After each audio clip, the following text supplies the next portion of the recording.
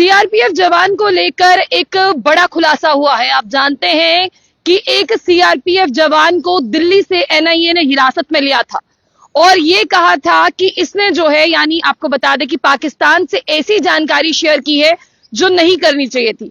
लेकिन इस केस में एक नया मोड़ आ गया है। वो नया मोड़ ये है कि इस जिस तरह से पर्सन की बताते हैं, यानी सेंट्रल रिजर्व पुलिस फोर्स के अधिकारी की जो ड्यूटी है वो पहलगाम में ही थी और 6 दिन पहले उसे वहां से कहीं और पोस्ट किया गया था। आप साफ तौर पर समझ रहे हैं कि मामला कितना संगीन है।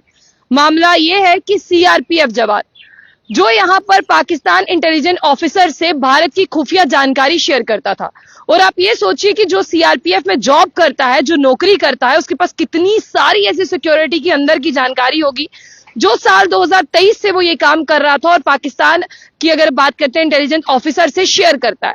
लेकिन अब ये मामला एक नया मोड़ लेता है। एक नए मोड़ में ये पता चला है जांच में कि ठीक इसकी पोस्टिंग पहलगाम में ही थी। आप जानते हैं कि 22 अप्रैल पहलगाम में जो है वो बाईसरन में आतंकवादी अटैक होता है, जिसमें 26 वो मासूम लोगों की जानें जाती हैं जो सिर्फ घूमने फिरने के लिए आए थे, जिनका कोई कसूर नहीं था, जिन्होंने सुना था कि कश्मीर जन्नत है। लेकिन इन लोगों के लिए कश्मीर जहन्नुम बनने में वक्त नहीं लगा। आपको बता दें कि जब इसकी जांच हुई तब ये पता चला कि ये वहीं पर पोस्टेड था और ये 6 दिन पहले इसकी पोस्टिंग जो है वो कहीं और हो गई। और उसके बाद बिल्कुल ठीक 6 दिन बाद पहलगाम में आतंकवादी हमला होता है और ये हमला बहुत बड़ा है। आप ये भी जानते हैं कि इसी के तहत जो है पाकिस्तान को सबक सिखाने के लिए भारत ने जो है ऑपरेशन सिंदूर जो है वो लॉन्च किया, जिसमें पाकिस्तान की अगर हम बात करते हैं और पाकिस्तान ऑक्युपाइड कश्मीर के 9 अलग अलग ठिकानों को डिस्ट्रॉय किया गया। और जिस तरह से आपको बता दें कि भावलपुर और मुद्रिक की बात करते हैं, मुद्रिक का नाम सामने तब आया जब आपको ये भी बता दें कि आपने देखा कि कसाब जो 26/11 की अगर हम बात करते हैं उस हमले में आतंकवादी था, उसने वहां से ट्रेनिंग ली थी। लेकिन अब ये देखने वाली बात है कि ये सीआरपीएफ जवान जो 6 दिन पहले तक, यानी जब पहलगाम में आतंकवादी हमला होना था उसके 6 दिन पहले तक पहलगाम में ड्यूटी कर रहा था, लेकिन 6 दिन से जो है उसकी पोस्टिंग कहीं और हो जाती है। ये बड़ा खुलासा हुआ। इसके कुछ फंड्स देखे गए जो पाकिस्तान की तरफ से दिए गए थे।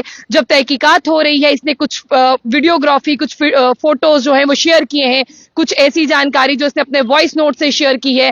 फंड्स भी जो है वो लिए हैं। साल 2023 से ये काम कर रहा था एज ए स्पाई एजेंट अगर कहें तो, यानी यही कि एक खुफिया शख्स के तहत बनकर काम कर रहा था जो भारत का खाता है। सीआरपीएफ जवान भारत का है, सैलरी भारत से लेता है, उसके टुकड़ों पर पलता है, लेकिन काम पाकिस्तान का करता है। और पाकिस्तान के जो वहां पर इंटेलिजेंस ऑफिसर है उनको ये जानकारी पास आउट करता है। हालांकि इसे दिल्ली से हिरासत में लिया है, लेकिन अभी गहराई की इन्वेस्टिगेशन चल रही है और एनआईए ने अपनी इन्वेस्टिगेशन में ये रिवील किया है कि इससे पूछताछ हो रही है। इस पूछताछ में ये अभी पाया, और मैं आपको ये भी बता दूं कि इसके फोन से जो डेटा लिया गया, इसके फोन की जो तहकीकात हुई, पूरी तरह से वाज़ेह हो गया कि ये स्पाई एजेंट है। और उसके बाद में ये भी पता चल पाया कि ये जो है इसके लिंक इस पहलगाम आतंकवादी हमले से हो सकते हैं। अभी तक तो पूरी तरह से ये कहा जा रहा है, और ऐसा मैं नहीं कह रही हूं, इंडिया टुडे की ये खबर, ये रिपोर्ट दावा कर रही है कि ऐसा हुआ है। और साथ ही साथ मैं आपको बता दूं कि सिर्फ ये सीआरपीएफ जवान नहीं है,